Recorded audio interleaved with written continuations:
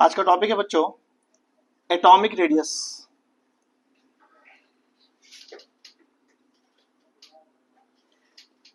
पहले ध्यान से देख लो बच्चों, बाद में कॉपी करना।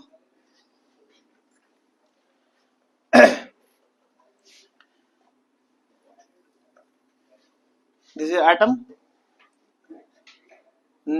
ये आपका वैलेंस शेल है। न्यूक्लियस से वैलेंस शेल की जो दूरी है ना, इसी को हम कहते हैं एटॉमिक रेडियस। ओके, अब अगर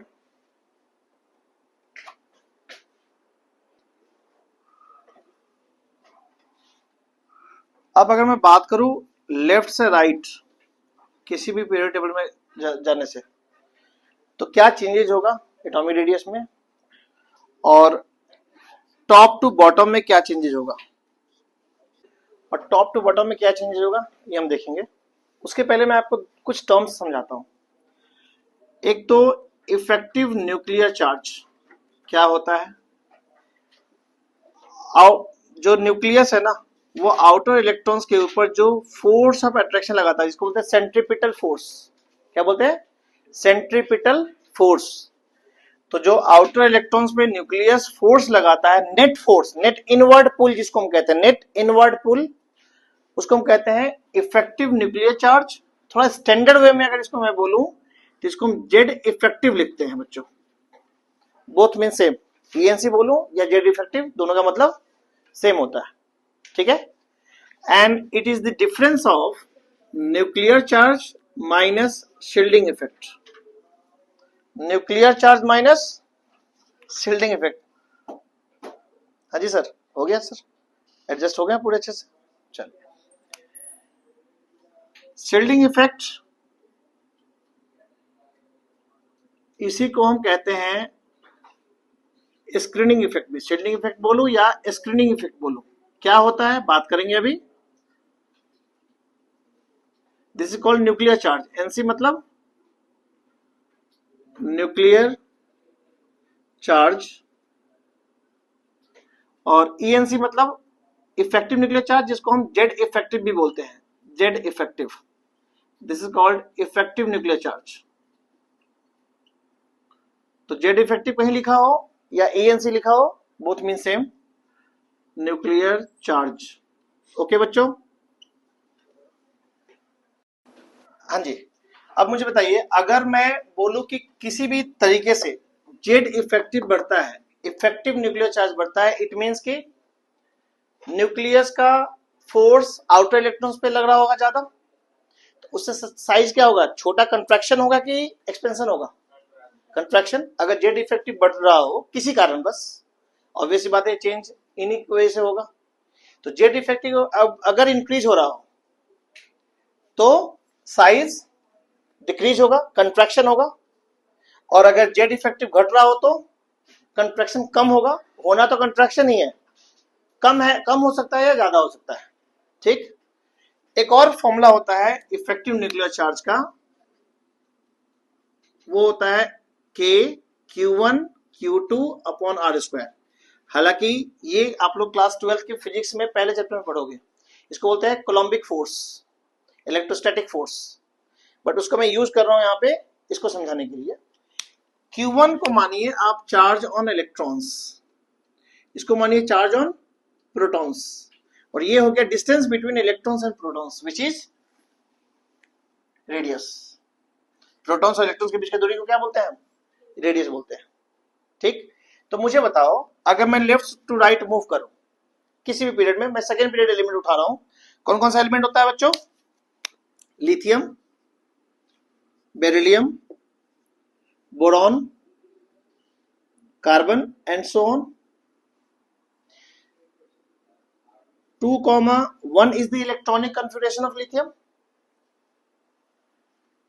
2,2, 2,4। तो मैं क्या बोलूंगा, मैं कह सकता हूं कि जब हम लेफ्ट से राइट मूव कर रहा हूं मैं, तो नंबर ऑफ शेल क्या है, फिक्स है ना, दो ही शेल है ना, यहां भी दो शेल, के सेल एंड एल सेल, यहां भी दो, यहां भी दो, यहां भी दो। यानी किसी भी पीरियड में जब हम लेफ्ट से राइट मूव करते हैं, पीरियड टेबल के अंदर जो पीरियड में लेफ्ट टू राइट मूव करेंगे हम, तो हमारा नंबर ऑफ शेल फिक्स्ड होगा। नंबर ऑफ शेल बोलूं या ऑर्बिट बोलूं, ये क्या होगा बच्चों? फिक्स्ड। ये चेंज हमारा नहीं हो रहा है। नंबर ऑफ शेल हमारा चेंज नहीं हो रहा है। चेंज क्या हो रहा है? नंबर ऑफ प्रोटॉन्स इंक्रीज हो रहा है बच्चों, एंड नंबर ऑफ इलेक्ट्रॉन्स भी तो इंक्रीज हो रहा है ना। देखिए यहाँ पे कितने हैं वैलेंस शेल में? एक, यहाँ दो, यहाँ तीन, यहाँ चार। एटॉमिक नंबर बढ़ेगा तो इलेक्ट्रॉन्स प्रोटॉन दोनों बढ़ेंगे। इन दोनों के बढ़ने की वजह से मैं कह सकता हूं कि ENC increases, effective nuclear charge increases. जब Q1 Q2 इंक्रीज होगा तो ENC बढ़ेगा नहीं क्या? बढ़ेगा ना, बोलो आदित्य, इंक्रीज। अब अगर ENC इंक्रीज होगा तो उससे क्या होगा? कंट्रैक्शन होगा कि एक्सपेंशन होगा? कंट्रैक्शन। तो मैं कह सकता हूं कि किसी भी पीरियड में लेफ्ट से राइट मूव करोगे आप, तो due to increase in ENC atomic radius decreases, yes और नो? ठीक, क्लियर? इसके बारे में हम बात करेंगे, समय आएगा तब। अभी हम इस फॉर्मूले से चीजों को एक्सप्लेन कर रहे हैं। चलिए, अब अगर हम टॉप टू बॉटम मूव करें, पीरियोडिक टेबल में टॉप टू बॉटम मूव करें, तो टॉप टू बॉटम मूव करने पे एग्जांपल उठा रहा हूं फिर से लिथियम। ये आपका फर्स्ट ग्रुप एलिमेंट लिख रहा हूं मैं, lithium, sodium, potassium and so on. Atomic number of lithium is 3, sodium 11, potassium 19। Electronic configuration क्या होगा? 2,1, 2,8,1, 2,8,8,1। टॉप टू बॉटम मूव करने पे नंबर ऑफ ऑर्बिट क्या हो रहा है? ऑर्बिट का नंबर इंक्रीज और डिक्रीज? इंक्रीजेस ना। तो कॉमन सेंस है कि नंबर ऑफ ऑर्बिट बढ़ने की वजह से एटॉमिक रेडियस में क्या होगा? बढ़ेगा। नंबर ऑफ ऑर्बिट बढ़ने की वजह से एटॉमिक रेडियस आल्सो इंक्रीजेस। और बच्चों, एटॉमिक रेडियस बढ़ने से ध्यान दीजिएगा, अगर मैं R इंक्रीज कर रहा हूं due to increase in number of shell, अगर R इंक्रीज हो रहा है due to increase in number of shell, तो ENC क्या होगा? कम होगा। इसके बढ़ने से इसके अंदर कमी आएगी। तो कह सकता हूं कि इफेक्टिव न्यूक्लियर चार्ज डिक्रीजेस। तो ध्यान दीजिएगा, कोई अगर पूछे आपसे कि लेफ्ट राइट ENC बढ़ने की वजह से इफेक्ट एटॉमिक रेडियस कम हो रहा है, लेकिन top to bottom atomic radius बढ़ने की वजह से ENC कम हो रहा है। मतलब यहां पे ENC के वजह से ऐसा चेंज, और यहां पे इसके वजह से ये चेंज एक दूसरे के ऊपर डिपेंडेंट है, top to bottom, left to right. Okay बच्चों, यहां तक पक्का? पहले आप यहां तक कॉपी कीजिए, फिर हम बात करते हैं।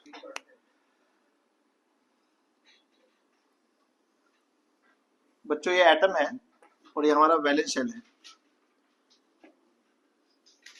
तो ये क्या होगा हमारा? इस शेल को क्या बोलेंगे? अगर ये वैलेंस शेल है तो ये वाला शेल क्या कहलाएगा? पेनाल्टीमेट शेल बताया था। N इज वैलेंस शेल, तो N-1 इज पेनाल्टीमेट शेल। अगर यहां पे एक इलेक्ट्रॉन है बच्चों, तो इस इलेक्ट्रॉन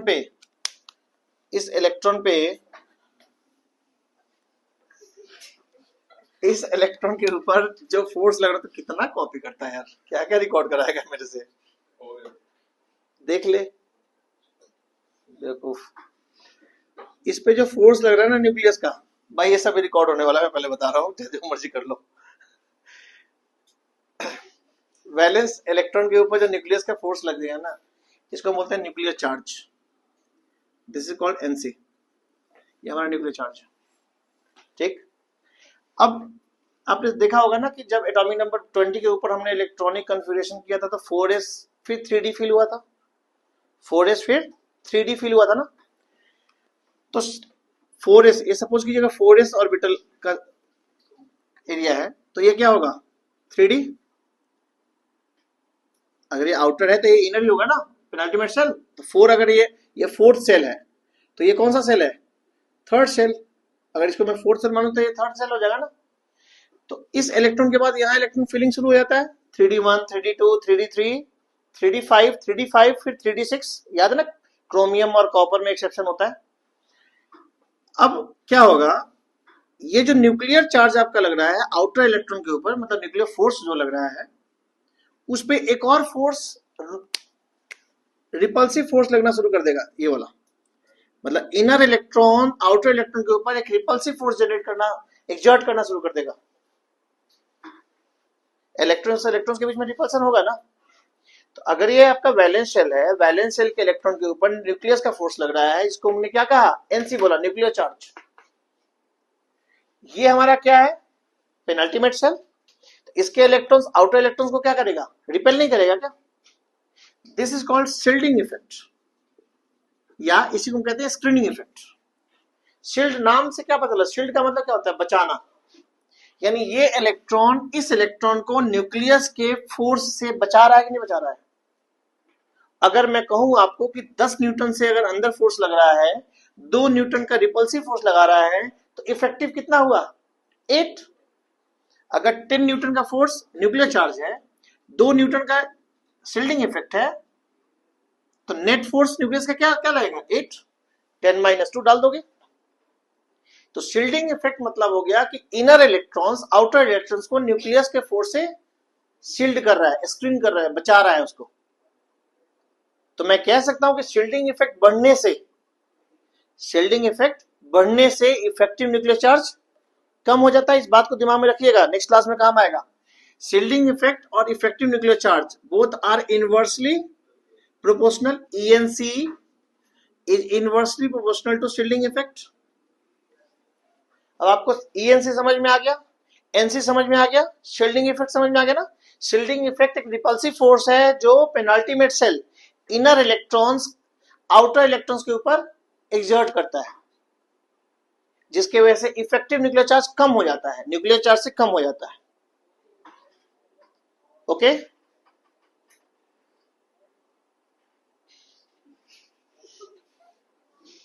क्या किया है तू अभी, क्यों मिसप्लेस कैसे हुआ है, मिसप्लेस हुआ है। ठीक है बच्चों, ओके।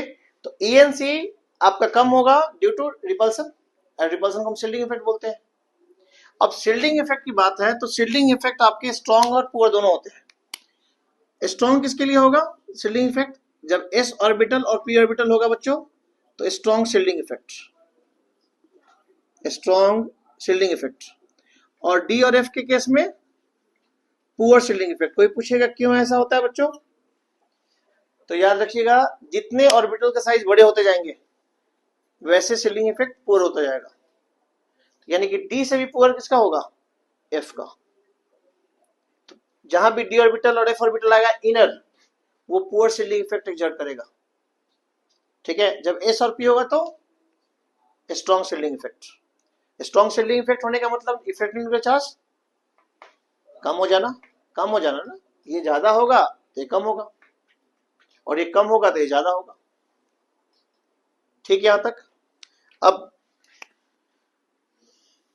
ये फर्स्ट पीरियड, ये सेकेंड पीरियड एलिमेंट है, ये थर्ड पीरियड, 4, 5, 6, 7।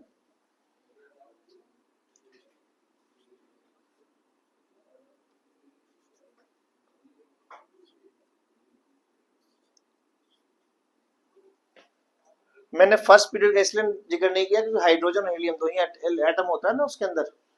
अब डाउन द ग्रुप का जनरल ट्रेंड क्या था एटॉमिक रेडियस का, जरा बताएंगे आप लोग। डाउन द ग्रुप नीचे की तरफ जब मूव कर रहे थे तो एटॉमिक रेडियस बढ़ रहा था, घट रहा था, इंक्रीज हो रहा था due to increase in number of shells. Orbit बढ़ने की वजह से एटॉमिक रेडियस इंक्रीज हो रहा था ना।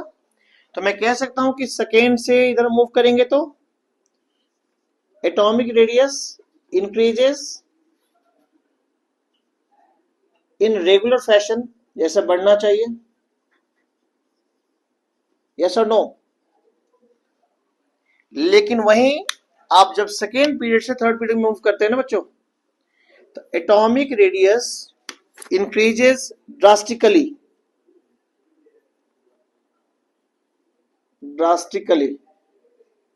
मतलब यहां से यहां का इंक्रीज आप देखेंगे जनरल इंक्रीज होगा, एक फिक्स्ड वे में इंक्रीज होगा, लेकिन यहां से यहां में साइज में डिफरेंस, बहुत ज्यादा डिफरेंस आ जाएगा। ऐसा क्यों होता है? क्योंकि बच्चों सेकेंड पीरियड में जो भी एलिमेंट्स हैं उनके पास एस ऑर्बिटल और पी ऑर्बिटल होता है बस, सेकेंड सेल में 2s और 2p। लेकिन थर्ड सेल में क्या क्या होता है? 3s 3p and 3d। तो यहां s p और d, d का साइज ड्रास्टिकली बड़ा होता है, लार्ज साइज के होते हैं d ऑर्बिटल, लार्ज साइज। तो मैं कह सकता हूं कि जब सेकेंड पीरियड से थर्ड पीरियड की तरफ मूव करते हैं तो atomic radius increases drastically due to introduction of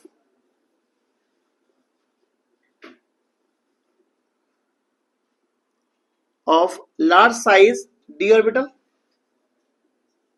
बोलो बच्चों, due to increase in introduction of large size D orbital.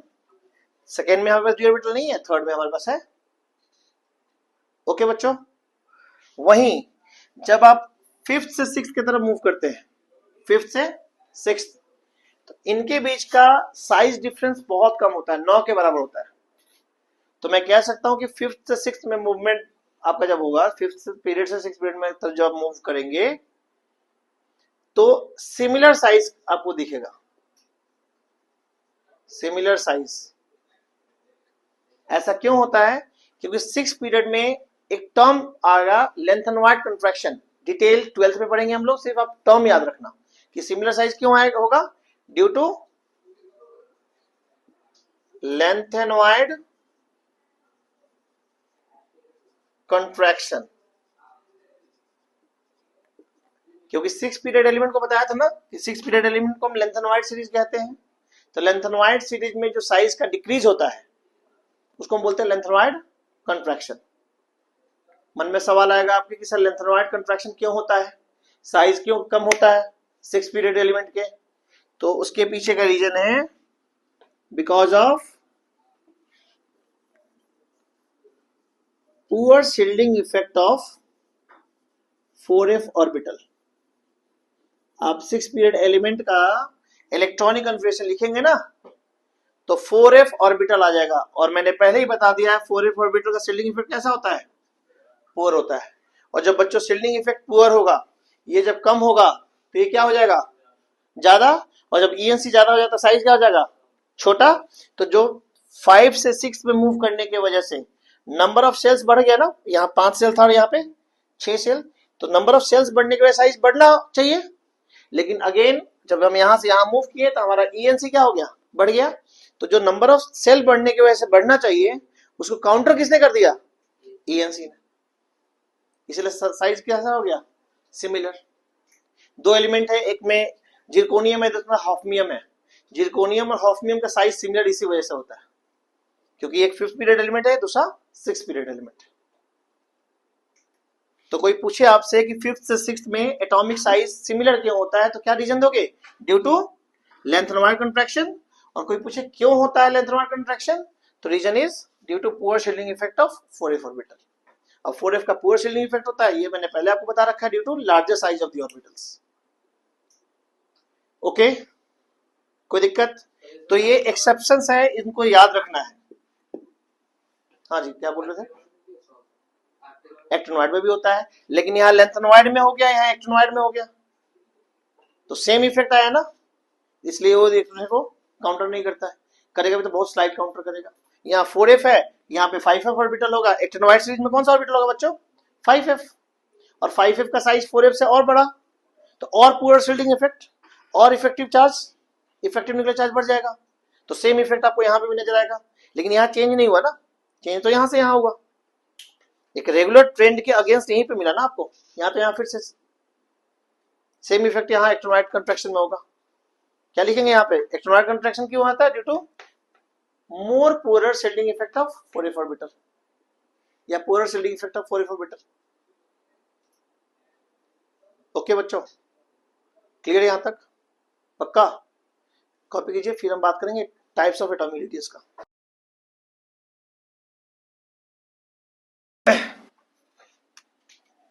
Next है बच्चों types of atomic radius.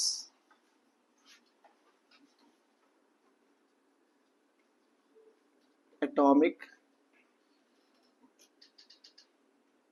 Radius, the first one is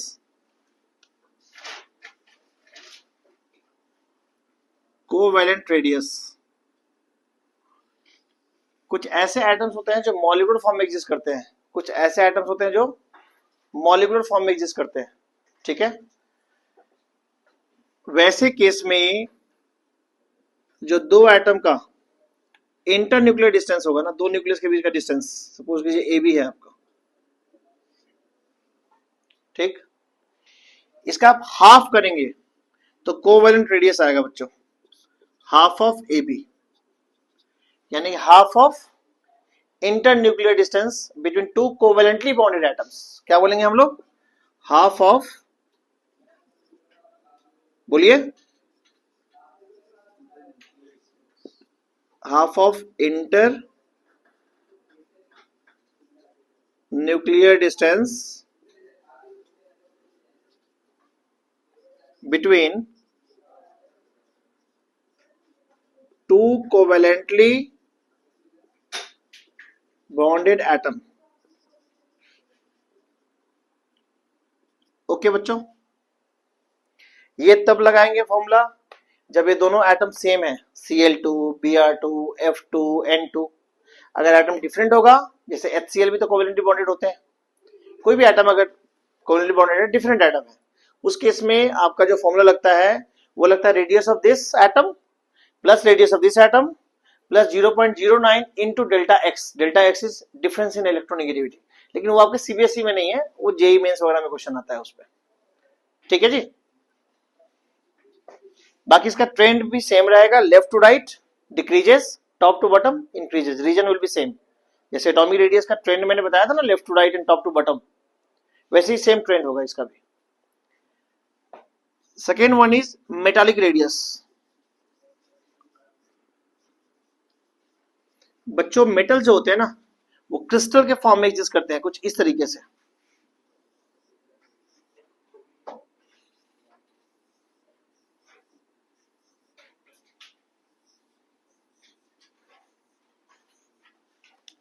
इसमें दोनों दो एटम्स ना एक दूसरे से बिल्कुल सटे हुए हैं, यहाँ पे ओवरलैप्ड है ना, यहाँ बिल्कुल एक दूसरे के से सटे हुए, सर्कमफेरेंस एक दूसरे के साथ सटा हुआ है। इसमें भी दो न्यूक्लियस के बीच की दूरी को क्या कर देते हैं हम लोग? Half, half of internuclear distance. बोलो क्या डिफरेंस है? अभी बता दिया आपको, ये ओवरलैप्ड होता है, ये ओवरलैप नहीं होता। तो कोई पूछे कि सेम एटम का कोवेलेंट रेडियस और उसी एटम का मेटालिक रेडियस में बड़ा साइज किसका होगा? मेटालिक रेडियस, क्योंकि ओवरलैपिंग की वजह से क्या होगा? साइज छोटा हो जाएगा, ठीक है। यहाँ पे वो साइज कंपैरेटिवली बड़ा रहेगा, तो मेटालिक रेडियस का साइज कोवेलेंट रेडियस से बड़ा होता है, ठीक।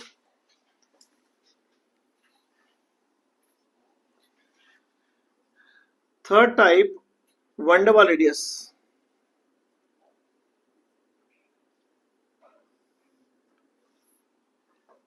इसमें दो non bonded atoms, two non bonded atoms के बीच की दूरी को हाफ लेते हैं बच्चों, इसका हाफ। बोलो नॉन बॉन्डेड एटम कौन होगा? जितने भी नोबल गैस होते हैं ना, वो नॉन बॉन्डेड होते हैं, हीलियम एटम का, आर्गन का, neon gas, that is different thing. Van der Waal radius is half of internuclear distance between two non-bonded atoms. तो अब आप मुझे बताएं, जितने भी नोबल गैस होते हैं ना बच्चों, नोबल गैस, उस केस में हम जिसका क्या लेते हैं? वन डर वाल रेडियस लेते हैं। तो आप मुझे बताओ कि मेटालिक रेडियस इन तीनों में से ये सबसे बड़ा साइज का होगा या नहीं होगा? क्योंकि इसके बीच की दूरियां और ज्यादा है कंपेयर टू मेटालिक रेडियस। तो मैं कह सकता हूं कि वन डर वाल radius is largest among all, among all, yes or no? ठीक. And the fourth and last one is ionic radius. Ionic radius कितने तरह के होते हैं बच्चों? आयंस दो, केटायन एंड एनायन. कोई भी पेरेंट एटम, मान लीजिए एक ए एटम है जिसको हम बोलते हैं पेरेंट एटम, उसने अगर एक इलेक्ट्रॉन लूज कर दिया तो क्या बना? ए प्लस. और अगर इसी ए ने एक इलेक्ट्रॉन गेन किया तो क्या बना? ए माइनस. तो एनायन के केस में जो रेडियस हम कंसीडर करते हैं that is called anionic radius, और केटायन के केस में जो रेडियस कंसीडर करते हैं दैट इज कॉल्ड केटायनिक रेडियस. क्या होता है चेंजेस समझिए आप. अगर मैं कहूं कि जब एक पेरेंट एटम से केटायन बनेगा तो क्या किस चीज में कमी होगी? इलेक्ट्रॉन्स में कि प्रोटॉन्स में? इलेक्ट्रॉन्स में. वैलेंस शेल से इलेक्ट्रॉन लूज करेगा तो ही तो केटायन बनेगा ना. तो मैं कह सकता हूं कि ए प्लस के केस में नंबर ऑफ इलेक्ट्रॉन्स डिक्रीजेस, या मैं बोलूं number of electrons is less than protons. बोलिए.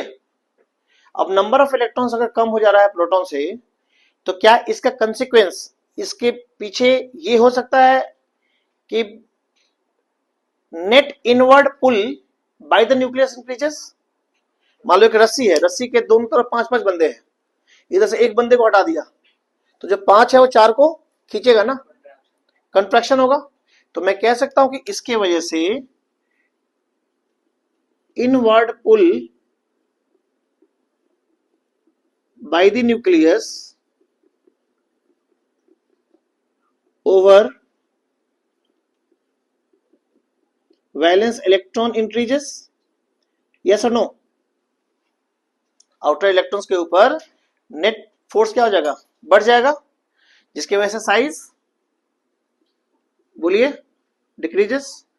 तो पेरेंट एटम से बड़ा साइज छोटा साइज होगा ए प्लस का. यस और नो? और अगर अब यहां आइए, यहां से अगर आप इसकी बात करेंगे यहां से यहां तक की, तो क्या हुआ? Number of electrons in valence shell increases. Yes. इसके वजह से inter electronic repulsion, these are the keywords जो आपको याद रखना है. Inter electronic repulsion increases. Same shell के अंदर आपने इलेक्ट्रॉन और डाल दिया ना, तो रिपल्सन होगा, और रिपल्सन होने से क्या होगा? एक्सपेंशन होगा ना. नो, इनवर्ड पुल को बोलते हैं. इनवर्ड जो रिपल्सन होता है, inward, inner electrons, not inward, sorry, inner electrons जो रिपल्सन फील कर एग्जर्ट करता है आउटर इलेक्ट्रॉन पे, that is called shelling effect. उसको यहां से कोई लेना देना नहीं है. ये वैलेंस शेल के अंदर ही आप इलेक्ट्रॉन डाल रहे हो ना, तो वैलेंस शेल में मान लो पहले 5 इलेक्ट्रॉन था, अब 6 इलेक्ट्रॉन हो गया, तो निगेटिव चार्ज बढ़ रहा है ना सेम शेल के अंदर, तो निगेटिव निगेटिव में क्या होगा? रिपल्सन होगा. तुम जो शील्डिंग इफेक्ट की बात कर रहे थे वो invert, sorry, inner electrons outer electrons के ऊपर लगाता है. यहां सेम सेल की बात हो रही है, सेल चेंज नहीं कर रहा हूं मैं, ठीक है. Interelectron repulsion increases, therefore atomic radius increases. तो मैं कह सकता हूं कि ए माइनस का साइज, सॉरी यहां ए का साइज ए प्लस से ज्यादा और ए से ज्यादा ए माइनस का साइज. ओके बच्चों. और यहीं से एक लाइन में लिख सकता हूं कि केटायन का चार्ज बढ़ने की वजह से मैग्नीट्यूड ऑफ, ध्यान दीजिएगा, मैग्नीट्यूड ऑफ पॉजिटिव चार्ज अगर इंक्रीज होगा बच्चों तो साइज डिक्रीज होगा ना, क्योंकि जितना पॉजिटिव चार्ज बढ़ेगा, जितना हम पॉजिटिव चार्ज बढ़ाएंगे उतना इनवर्ड पुल बढ़ेगा ना, उतना साइज छोटा होगा. और जितना नेगेटिव चार्ज का मैग्नीट्यूड बढ़ेगा, magnitude of negative charge increases, size increases. और ये सारा कुछ आइसो इलेक्ट्रॉनिक स्पीसीज में होता है. किसमें होता है बच्चों? Iso electronic species. क्या होता है आइसो इलेक्ट्रॉनिक स्पीसीज? जिसमें सेम नंबर ऑफ इलेक्ट्रॉन्स होते हैं. आइसो इलेक्ट्रॉनिक स्पीसीज में ऐसा होता है. फॉर एग्जाम्पल यहां देखिए, अगर मैं आपसे बोलूं कि नियॉन से छोटा साइज Na प्लस का होगा बच्चों, उससे छोटा साइज Mg2 प्लस का उससे छोटा साइज Al3 प्लस का। देखो इन सब में 10 इलेक्ट्रॉन्स है। Iso these are iso electronic species, सब में इलेक्ट्रॉन्स कितने हैं 10। जैसे पॉजिटिव चार्ज का मैग्नीट्यूड बढ़ा साइज छोटा होता गया। इससे बड़ा साइज किसका होगा F माइनस का, इससे बड़ा साइज O2 माइनस का, इससे भी बड़ा साइज N3 माइनस का। इन सब में इलेक्ट्रॉन्स 10 है। तो सारे स्पीसीज में इलेक्ट्रॉन्स कितने हैं 10। These are iso electronic species. जितना पॉजिटिव चार्ज बढ़ा उतना साइज छोटा, जितना नेगेटिव चार्ज बढ़ा उतना साइज बड़ा हो गया। क्योंकि नेगेटिव चार्ज बढ़ने से इंटर इलेक्ट्रॉनिक रिपल्सन बढ़ेगा, साइज बढ़ेगा। पॉजिटिव चार्ज बढ़ने से इनवर्ड पुल बढ़ेगा, साइज छोटा होगा। ओके, कोई कंफ्यूजन किसी बच्चे को? पक्का?